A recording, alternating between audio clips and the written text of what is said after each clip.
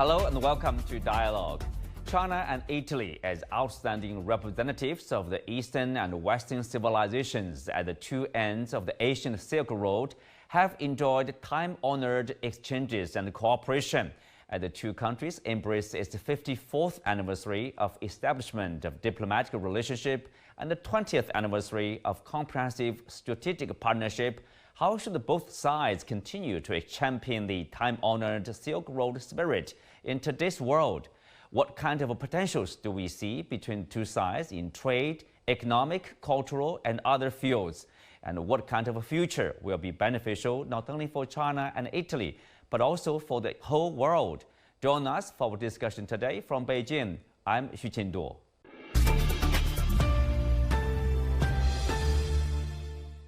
Our special guest in the first part of today's discussion is Maria Rosa Azzolina, President of the Italy-China Institute. Welcome to Dialogue. Thank you very much. I'm very happy to be here with you today. Well, in the introduction of your institute, it says, I quote, the mutual knowing between Italy and China has its roots in a distant past, or, quote, a present that comes from afar. For those who are not familiar with the long history of the engagement between Italy and China, tell us, what are you referring to? Our institute was established in 1971 from a senator in the Italian Republic, Vittorino Colombo. He created our institute for facilitate diplomatic and cultural relationship among China and Italy. And since then, we are following his path. At the same time, he created another association inside the parliament, which is called Friendship of China, Parliamentary Friendship of China. They are the two creatures of our founder. Well, we know that your institute has dedicated to the promoting of cultural, economic, and political engagement between the two sides. So what kind of activities or events, as an example, has your institute recently involved in, for example? We are very focused on cultural exchange. So we did many important exhibitions among Italy and China. Leonardo da Vinci's exhibition in Beijing, and then in Shanghai and in Hong Kong. We've been doing this for the last few years, and we do a lot of research, jointly research among our university and the Chinese university, and as well in research on medical segment. We create a kind of path among Italian hospital and Chinese hospital for the cancer research in order to find together new solution for cure the treatment. So we are very focused on something that is related to the past, but very actual in today. According to this National Tourist Board of Italy, China's outbound tourism potential is enormous and crucial for Italy, as tourism represents a significant part of Italian economy. So what kind of potential are we talking about here? About 20 years ago, was estimated a potential number of Chinese tourists around 100 million. Around the world. Now we discussed about having at least 5 to 6 million Chinese tourists in Italy. I think there is still a big job to do. Most of the tourists come to visit 5 to 6 cities in Italy, but if we want to improve this number of visitors, we need to work as well on the returning guests. The one that also are high spender and can come back to visit more destinations in Italy that now they don't know, of course. We need to work on this direction for sure. Winter Olympic 2026 will help on that because we will promote more smallest destination, more places in Italy. The same is for China, I believe. Italians know some of the cities and itineraries have been always similar for the last 25 years. Considering China as a real interesting country with many regions and different landscape, and monuments. We need to make more effort to push the Italian tourists to come more on time and visit different places. I believe it's a mutual goal. We need to have more Italians to China and more Chinese visitors in Italy. But to do that, we need to explain to people what they can see. Right, it's a mutual effort from both sides. Yeah. And related to that, in late September, we have this first regular direct passenger flight from between Milan and Xi'an in China. So that took off, of course. That has been a long-awaited flight and also one of the fastest flights compared to all other, actually, Chinese routes.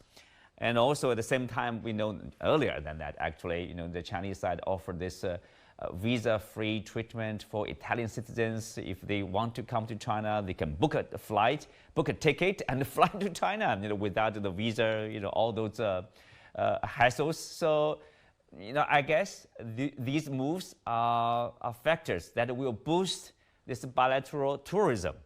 Is that the situation? Yeah. This new flight is a result of a big effort of our institute. We really did a big job to do that with 4 bilateral meetings in Xi'an and Milan. So we really believe in that. The flight opened directly among the 2 cities with a long cultural history and an important chance of cooperation also on the industrial side, because Xi'an has 7 different industrial area that can be interesting for Italian industry.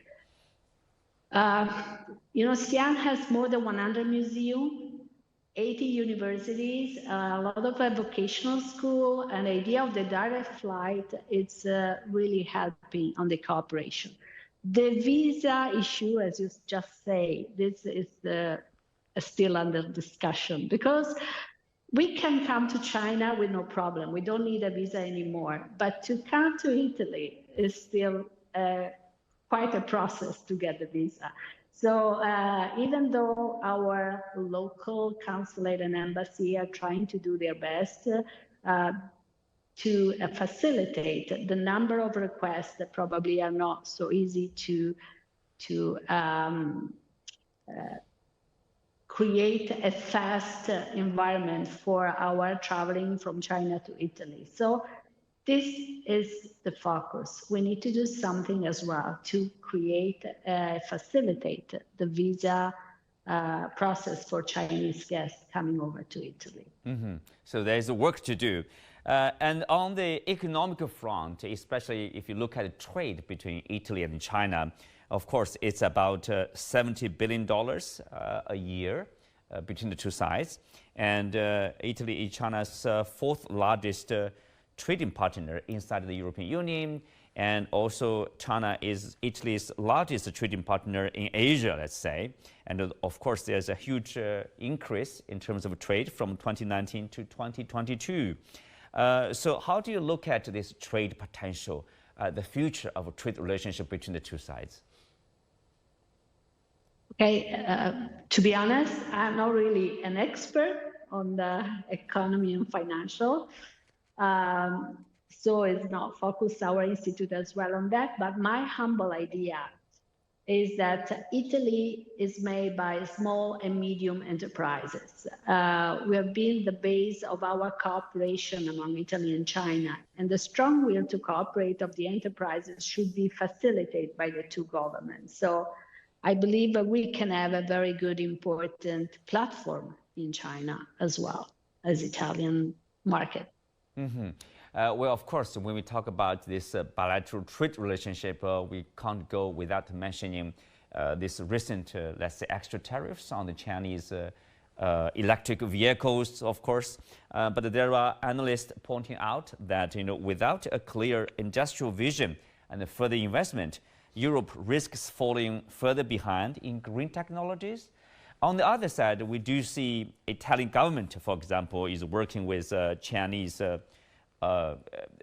factories, for example, Dongfeng Motors Group, in talks about having them, building factories in Italy. How do you look at this whole issue here? Also about this, I need to relate by expert in the fields. From what I understand, we already lost position on green technology as Italy, especially on automotive. Europe need in a way Chinese know-how. On that, we really need to pursue a green goal, and then we need to go for it. And as well, China economy need to be in the European market. So I think, again, if we can cooperate together and try to find the best of each other, we can have a very good result. We know that some of the Chinese car company open in Europe and produce in Europe, and we're really looking forward China to come over Italy to do the same for the electric car. But as you know, at this moment, there are some difficulties on that. Yes, cooperation, that's the way to go. And of course, related to that, there's importance of people-to-people exchange, and of course, cooperation in other cultural sectors, education, for example, arts. What more can we do in that respect? That's a good question. We can just going on in our cooperation on every artistic and educational and research and science fields. All those cultural base take more responsibility and knowledge among the countries, and will take further our discussion and resolution on the future activities. I think that the culture will be the only way, cultural and knowledge will be the only way to make our countries more cooperative and nearby, because it's just Italy and China have been always together in the past, and our history is back to hundreds of years ago. This year we have a 700 anniversary of Marco Polo. He was considered one of the first ambassadors in China, and to be honest, he was the first one that exchanged on technology and among Italy and China, and took our point of view to China and the point of view of China and Italy. It's a very important path. They started so many years ago. Of course, the time is changing. We need to readapt on the new time, all the relationship, but based on the friendship, I think friendship among the countries, we could reach the best goal. Mm-hmm.